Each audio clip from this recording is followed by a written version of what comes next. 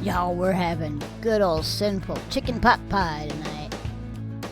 We're going to start out with the crust by using our flour and our baking powder, a little bit of salt, the oil, and then add the milk. We're going to mix that all up until we get a nice dough that's dry but still holds together. So if you need to add a little bit more milk as you do this, go right ahead.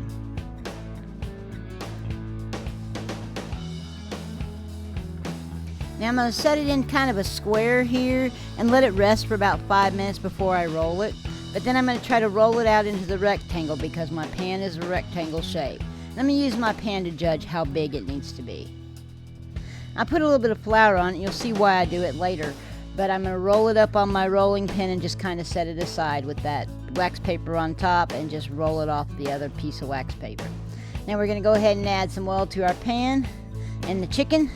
We're going to cook that chicken until, well, we see most of the pink's gone. And then we're going to add our celery and onions and continue to cook until the onions are soft or start to get translucent and the celery becomes somewhat softer. Then we're going to add our corn and our peas and carrots. And I went ahead and added butter here. Now I kind of did this out of order, so sorry about that. But okay, I went ahead and added the cream at this time. Let it cook down until it got thick. See how it's nice and thick there? And then I went ahead and added the steamed potatoes. Put it all in the pan in our baking dish.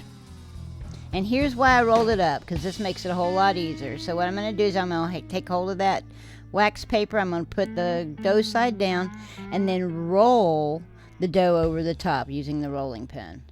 Push it down in there so it touches the mixture and then trim the sides. And if you have the ability, you have a little bit hanging up there, you can primp the edges just like I did there. But make sure you cut those vent holes for when it cooks. Now it takes about 45 minutes to an hour until it gets golden brown and the insides get bubbly. But it makes an awesome pot pie. So there it is, the Cynful Chicken Pot Pie. I do have a recipe, a printable recipe link in the video description. But I'm going to let you look at the recipe right here anyway.